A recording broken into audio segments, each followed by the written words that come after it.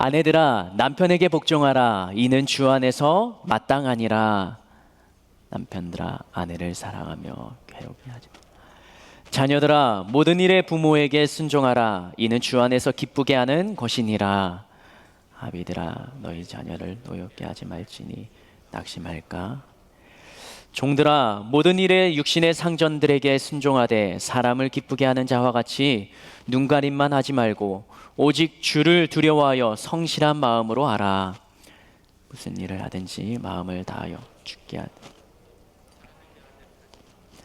이는 기업의 상을 주께 받을 줄 아나니 너희는 주 그리스도를 섬기느니라. 불의를 행하는 자는 불의의 보응을 받으리니 사람을 외모로 취하심이 없느니라. 아멘. 아멘. 오늘 본문 말씀을 읽으면서요.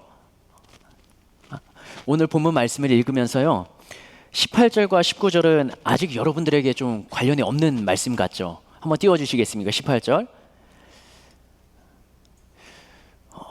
이 본문은 뭐 남자는 아내도 아니잖아요, 맞죠? 그리고 우리 청년들은 뭐 아내가 될 것 같지만 지금 아내가 아니잖아요. 그러면 누가 읽어야 될까요? 여기 우리 비전콰이어 반주하시는 지사님이 반주자님이 읽으셔야 되는 건가요? 아니면 저 뒤에 있는 남자 3명과 같이 있는 저기 아내분이 읽으셔야 될까요? 오늘 본문은 여러분들이 처음 한 번, 두 번 들었던 본문은 아니겠지만 큰 틀에서 보면 관계에 대해서 이야기하고 있습니다. 아내들아 이렇게 하라, 남편들아 이렇게 하라, 자녀들아 이렇게 하라, 종들아 상전에게 주인에게 이렇게 하라라는 관계의 이야기를 하고 있어요. 관계의 중요성은 뭐 말하지 않아도 우리들은 너무나도 잘 알고 느끼고 있죠.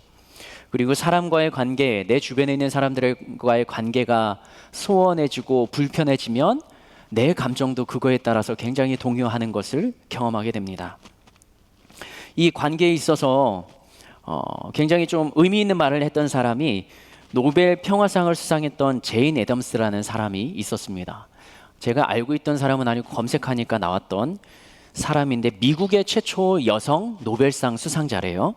시카고의 빈민촌에서 인생을 포기한 청소년들을 돌보는 사역을 했습니다. 그런데 자신이 그 사역을 하면서 이렇게 이야기합니다. 들어보세요. 딸이 엄마와 이야기를 나누고 싶어 하거든. 지금 오븐에 음식이 타고 있어도 먼저 딸과 이야기하세요. 아들이 아빠와 이야기를 나누고 싶어 하거든. 가게 문을 닫고서라도 아들의 말상대가 되어 주십시오. 그것이 돈을 버는 것입니다. 이 사람이 제인 애덤스라는 사람은 명성황후와 같은 시대의 사람이에요. 명성황후 언제 살았습니까? 1800년대 중반 사람이에요. 저도 몰랐어요. 1800년대 중반, 지금으로부터 한 150년, 160년 전에 태어났던 사람인데 지금 이 사람이 하는 이야기가 저는 굉장히 와닿더라고요. 딸이 엄마와 이야기 나누고 싶어 하거든. 지금 오븐에 음식이 타고 있어도 먼저 딸과 이야기하세요.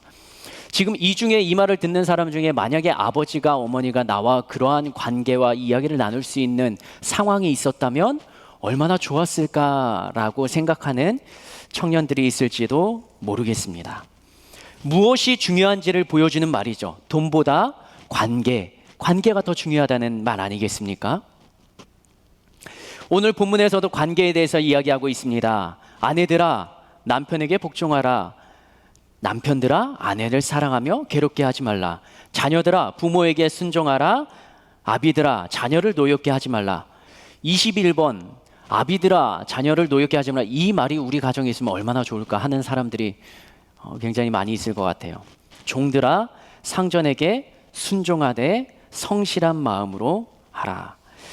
이러한 내용들이 우리가 역사 시간에 배웠던 삼강오륜에 나와 있는 내용인 거 여러분들 아시지 않습니까? 그 중에 오륜의 내용을 들으면 부자유친, 부모는 자녀에게 인자하고 자녀는 부모에게 존경과 섬김을 다하라. 군신유의, 임금과 신하의 도리는 의리에 있다. 부부유별, 남편과 아내는 분별 있게 자기의 본분을 다하라. 붕우유신, 친구 사이에는 신의를 지켜야 한다. 삼강오륜, 이 윤리적인 내용을 지켜갔던 사람들은 굉장히 인격적인 사람으로 살아갔을 것 같습니다. 우리들은 그렇게 사는 것이 정말로 이상적이다라는 것을 알고 있고, 오늘 본문에서도 그렇게 이야기하고 있는데, 문제는 나의 삶에는 그렇게 사는 것이 굉장히 쉽지 않다라는 것이죠. 나의 가정이나 나의 직장으로 돌아가 보면 그렇게 할 수 없는 상황이 너무나도 많이 펼쳐집니다. 앞에서는 어쩔 수 없이 하지만 뒤돌아서서는 그 사람에 대해서 쏟아내는 불평과 조롱이 뒤에서는 난무하고요. 아랫사람을 사랑하고 세워줘야 된다는 것은 알지만 깎아내려고 이를 몰빵하는 것은 우리들의 직장에도 있을 수가 있는 일이고요.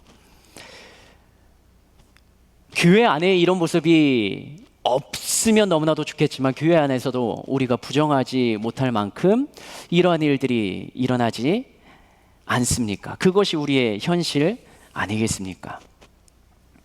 관계가 깨어져서 그런 것인데, 깨어진 관계는 어디에서부터 시작된 것일까?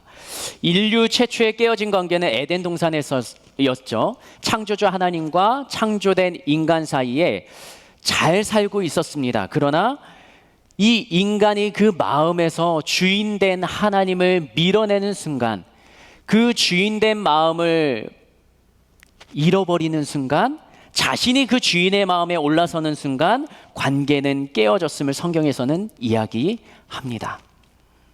깨어진 관계의 회복을 위해서는 누군가의 희생이 필요합니다. 관계가 깨어지지 않았으면 그냥 지금 하던 대로 잘 지내면 됩니다. 그런데 관계가 깨어졌을 경우에, 두 사람과의 관계 속에서 깨어졌을 경우에는 누군가의 희생이 필요합니다.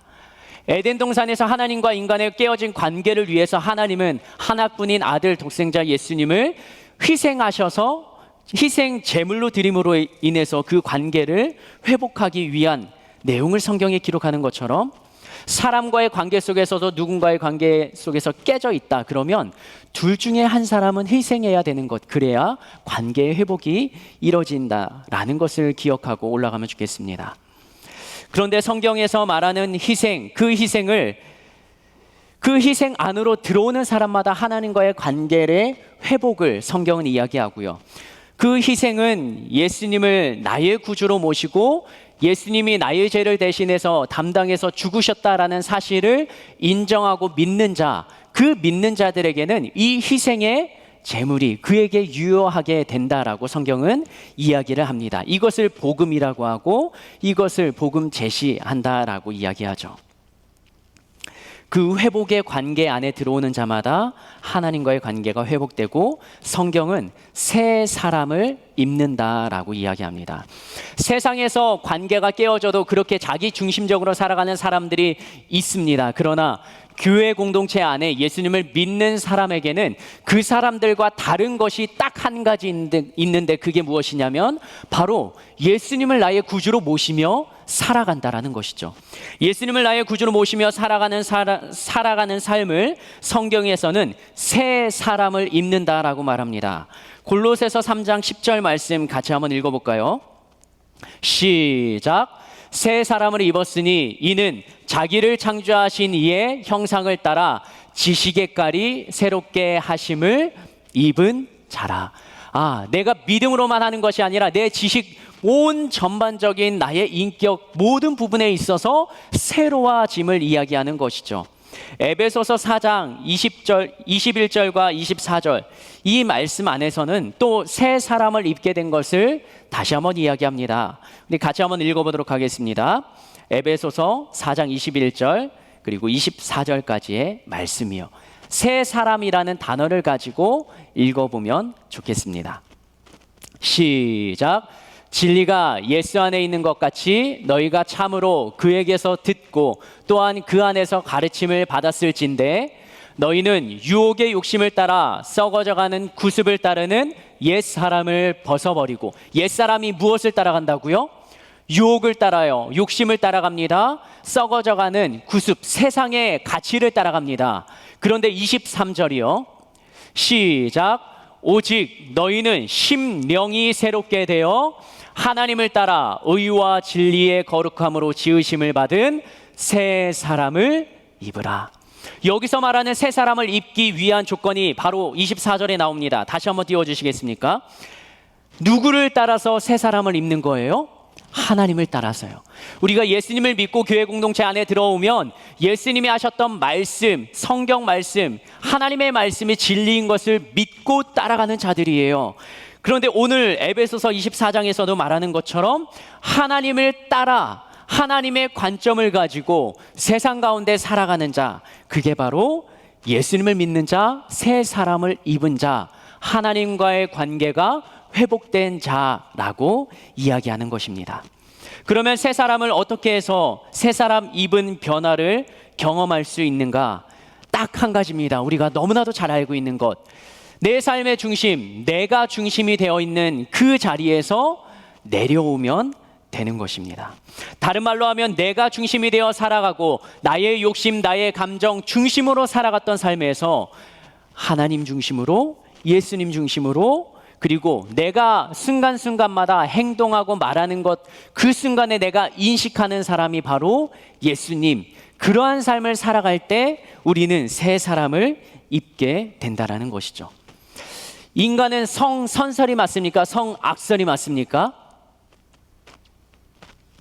여러분들 아기 때 모습, 자라나는 모습을 보면 뭐가 맞는 것 같아요? 성선설이 맞아요? 성악설이 맞아요? 네, 다 설이니까 뭐 둘 중에 하나를 택하던 자신의 판단에 맡기지만 지금 저기 잠옷실에서 뛰어다니는 빨간색 옷을 입고 있는 유빈이라는 아이는 2살입니다. 2살 아기가 무언가를 손에 잡으면 이 잡은 것을 누군가 가져가고 빼앗아 가면 어떤 반응을 보입니까? 울어제끼죠. 무언가 나의 것, 내 눈에 보이고 내 앞에 펼쳐진 것은 모두 다 나의 것이라고 생각하고 내가 움켜쥐고 내 입으로 가져가는 그 행동을 아기들은 합니다. 모두 다 나 중심적인 태도입니다. 그러다가 나이가 4살, 5살, 6살 이 나이가 차가면서 사람들의 눈치를 보기 시작합니다. 어린아이들은 아빠, 엄마의 눈치를 보기 시작하고요.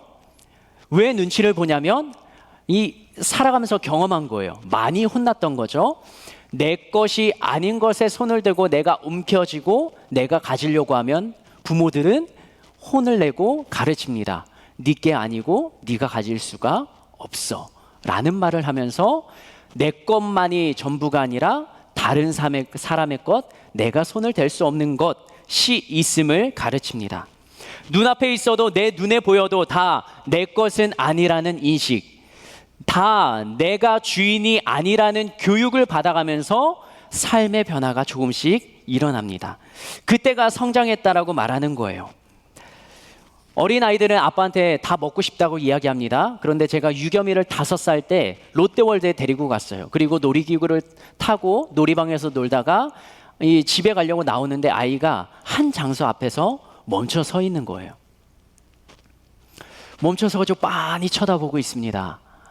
그때 제 마음이 울컥했어요. 왜냐하면 보통 아이들 같으면 먹고 싶다라고 이야기를 하죠. 그게 바로 동물 모양의, 곰돌이 모양의 솜사탕이었어요. 얼마나 달콤해요. 먹어본 적이 있으니까 먹고 싶죠. 그런데 말을 못하고 있어요. 그때 제 마음속에 한 가지 들었던 게 내가 너무 좀 세게 가르쳤나라는 생각을 하면서 마음속에 좀 짠한 마음이 들었습니다. 그런데 이 아이가 눈에 보이는 솜사탕을 가져오지 않고 그 앞에 서 있었다는 건 무엇입니까? 이것은 내가 손댈 것이 아니다, 나의 것이 아니다라는 인식이 그 안에 있기 때문에 가능한 거예요. 그리고 자기가 하고 싶어도 먹고 싶어도 하면 안 된다라는 인식이 내 안에 생각 속에 자리하고 있으니까, 그런 경험이 있으니까 이 아이는 먹고 싶어도 멈춰 서는 것이죠. 여러분들 주변에 나이는 많이 먹었지만, 청년이지만, 어른이지만 내 것만을 챙기는 사람 있지 않습니까? 그런 사람과의 관계는 반드시 틀어지게 되어 있죠. 한 청년과 이야기했습니다. 이야기를 하는데, 일을 하는데 두 사람이 일을 하고 있대요. 자기 포함해서 한 사람이. 그런데 하루 동안에 처리해야 되는 일은 정해져 있는데 한 사람 한 사람 분량이 정해져 있는 것은 아니라고 이야기했어요. 그러면 어떻게 해야 됩니까? 두 사람이 협력을 해가지고 이 하루 동안 정해진 분량을 처리해야 되잖아요.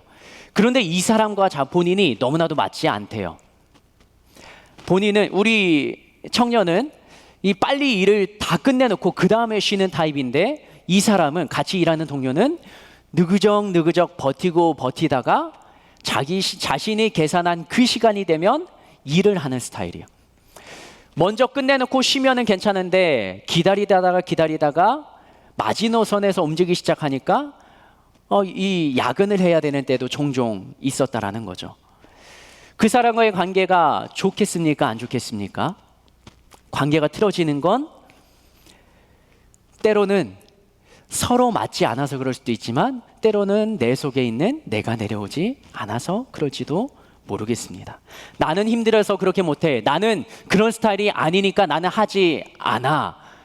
나는 감정이 상했으니까, 내가 열받았으니까 나는 이렇게 해야 돼 라고 생각하는 내 중심적인 관점이 우리의 삶에 있다면 사람과의 관계는 정말로 쉽지 않을 것입니다.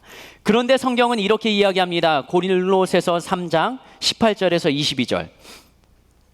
내 감정대로, 내 방식대로 살아가고 싶어하는 이 시대 사람들에게 성경은 이렇게 이야기하는 것이죠. 18절. 아내들아 남편에게 복종하라. 이는 주 안에서 마땅하니라. 복종할 수 없는 상황인데 어떻게 복종합니까? 그러나 성경은 주 안에서라는 단어를 그 사이에 삽입합니다. 19절이요. 남편들아 아내를 사랑하며 괴롭게 하지 말라. 자녀들아 모든 일에 부모에게 순종하되 이는 주 안에서 기쁘게 하는 것이라. 부모님이 나를 강압적으로 하고 나를 힘들게 하는데, 내 마음을 어렵게 하는데 내가 순종해야 됩니까? 그런데 성경은 주 안에서라는 단어를 삽입합니다. 여전히 내가 살아있으면, 여전히 내 안에 내 중심적인 삶을 살아가면 모든 것이 나에게 불편하게 다가옵니다. 그리고 나를 제약하고 나를 가로막는, 나를 억제하는 그 하나하나가 나를 불편하게 하면서 모든 관계는 틀어질 수밖에 없습니다. 그런데 예배 전에 한 청년에게 물어봤어요. 아니 어떻게 그 두 사람이면 뭔지 알죠? 두 사람 잘 지내냐라고 물어보니까 이런 말을 하더라고요. 져주니까 되더라고요. 이게 관계의 핵심 포인트 같습니다. 져주는 것, 그것이 다른 말로 하면 나를 내려놓는 것. 그게 바로 우리 에덴 불렀던 찬양 속에 들어있는 것 같아요. 제가 열심히 뒤에서 따라 부르고 제가 리드하려고 했는데 쉽지가 않더라고요. 에덴 청년들은 마이크를 들고요. 나는 죽고 주가 살고. 우리 함께 찬양 한번 불러보면 좋겠습니다. 가사를 굉장히 깊이 묵상하면서 의미 있게 한번 불러보면 좋겠습니다.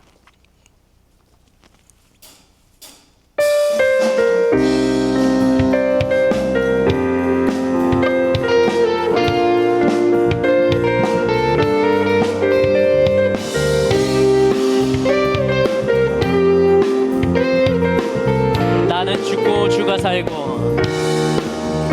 나는 죽고 주가 살고. 나는 없고 주만 있으면 이 땅에서 하나님의 아름다운 나라 이루리. 나는 죽고 주가 살고. 나는 없고 주만 있으면 이 땅에서 하나님의 아름다운 나라. 한 번 더 하십니다.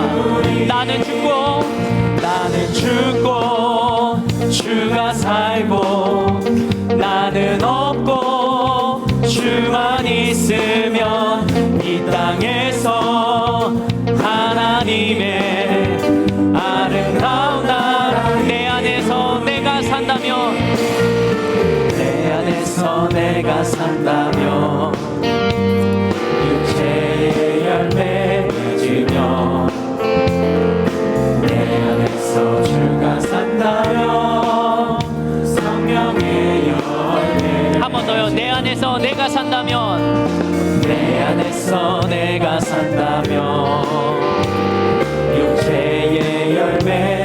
맺으며 내 안에서 주가 산다면 성령의 열매를 맺으리. 나는 죽고 주가 살고 나는 없고 주만 있으면 이 땅에서 하나님의 아름다운 나라 이루. 나는 죽고 주가 살고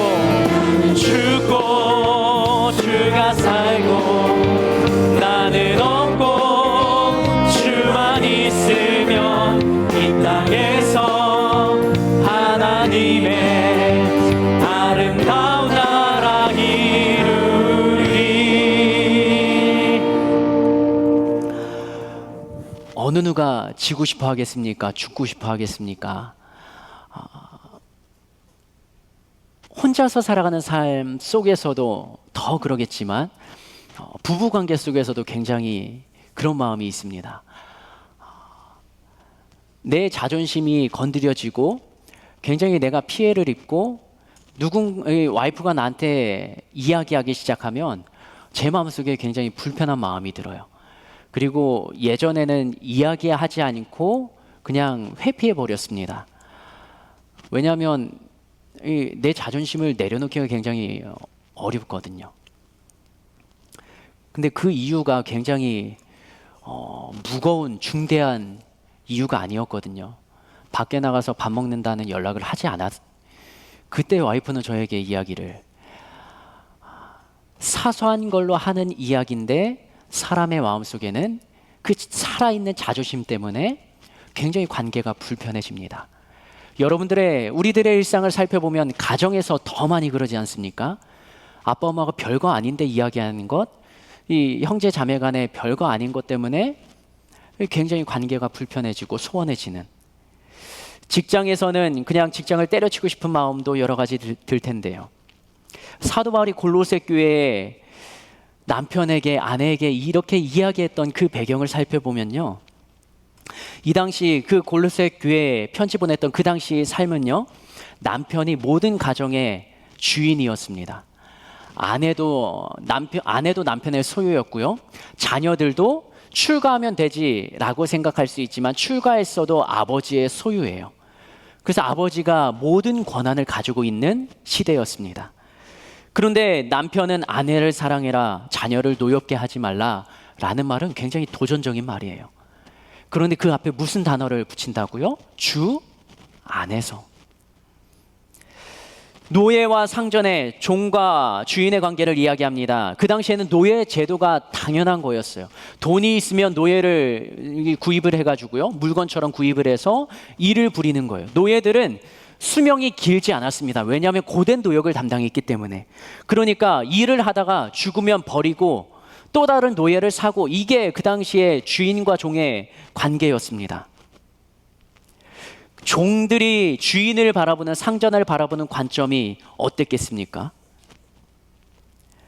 그런데 사도 바울은 이렇게 이야기한다는 거죠. 종들아, 모든 일에 육신의 상전들에게 순종하되 눈가림만 하지 말고 주님을 두려워하듯이 두려운 마음으로 하라고요. 이렇게 사도 바울이 이야기했던 까닭은 그리스도인들 교회 안에 누가 있었다는 거예요? 주인이고 돈 많은 부자들 뿐만 아니라 노예들도 그 교회 안에 들어와 있었다라는 거죠. 이 당시 교회 회원이 되는 것이 그렇게 가볍지 않았습니다. 지금이야 굉장히 어떻게 보면 벽 없이, 허물 없이 교회 안에 들어오는 것이 가능하지만, 예배 자리에 앉는 것이 가능하지만, 이 당시에는 교회에 다니는 사람들 핍박하는 시대였죠. 교회를 공격하는 시대였어요. 그래서 교회 회원이 되기 위해서, 교회에서 예배를 드리기 위해서 개인적으로 만나서 양육을 합니다. 먼저 교회 공동체 구성원이 그 교회 공동체에 들어오고 싶어하는, 소속되고 싶어하는, 예수님을 믿고 싶어하는 그 사람을 따로 일대일로 만나서 양육을 합니다. 그 시간이 얼마나 될 것 같아요? 3년입니다. 3년 동안 일대일로 맨투맨처럼 만나서 가르치고 복음을 전하고 성경을 공부하고, 그리고 그 사람과 함께 시간을 보냅니다. 어디에서요?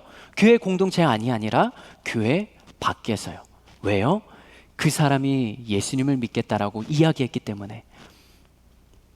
그 3년의 시간 동안 3년이라는 시간이 지나고 나서도 교회 공동체 안에 들어오기 위해서는 그 사람의 무언가 진짜 신앙이 있는가 없는가를 판단해야 되지 않습니까? 무엇을 보고 그렇게 판단했는가? 그 사람이 사는 삶의 모습이 3년 동안, 그리고 그 사람이 말할 때 완전히 예수님을 믿는 그리스도인으로 변화된 삶을 살았는가? 그게 판단의 기준이었습니다. 그리고 그러한 삶에 살아가는 모습을 교회 공동체 구성원이 인정하면 회원으로 드리고 함께 예수님을 믿는 자의 삶을 살아갔습니다. 그러니까 그 초대교회 침례식이 얼마나 감동적이었겠습니까? 그 사람을 양육했던 사람은 이 사람이 정말로 예수님을 주인으로 고백하며 이제 자신의 모든 것을 죽음 앞에서도 내놓고 예수님을 믿는다라는 신앙의 담대함을 가지고 교회 공동체 안에 들어온 그 사람을 침례를 주는 장면. 그러니까 3년의 시간을 버티면서 교육받으며 예수님을 주인으로 고백하는 그 사람을 향하여 교회 공동체가 온전히 사랑으로 품고 함께할 수 있었던 것이죠. 그러나 문제는 관계에서 틀어졌던 거예요. 주인과 종의 관계가, 직장에서의 관계와 교회 안에서의 관계가 너무나도 쉽지가 않은 거예요. 부모님과 자녀와의 관계가 가정에서의 모습과 교회 안에서의 모습이 너무나도 다른 거죠. 지금 우리들이 경험하는 모습과 동일하지 않습니까? 삶의 모습과 교회 안의 모습이 다른 것. 그럼에도 불구하고 사도 바울은 이렇게 권면합니다. 주인으로서 모든 소유물을 부릴 수 있는 남편들에게 당신의 마음에 진짜 그리스도가 있다면, 당신이 주님을 존중하고 존대하고 주님을 생각하는 마음, 경외하는 마음이 있다면 그 주님을 대하듯이 다른 사람들은, 세상 사람들은 아내를 소유물로 생각하고 버리고 또 다른 아내를 취하며 자녀들을 핍박할지라도 당신이 진짜 그리스도인이라면 그렇게 살아서는 안 됩니다. 주인과 종의 관계 속에서요, 당신이 가정에서는, 집에서는 이 종을 부릴 수 있지만 그 종이 경험하는 자신의 역할은 뒤바뀌지 않아요. 예수님을 믿는다고 해서 직분이 상승되지는 않습니다. 삶이 윤택해지진 않아요. 그러나 그러한 역할은, 주어진 역할을 감당해야 되지만 그 마음의 중심에 대하는 자세가 예수님을 믿는 자라면 달라야 된다라는 것이죠. 예수님을 모신 사람, 그 사람은 육신의 모든 욕심과 자랑과 욕망을 내려놓는 사람이에요.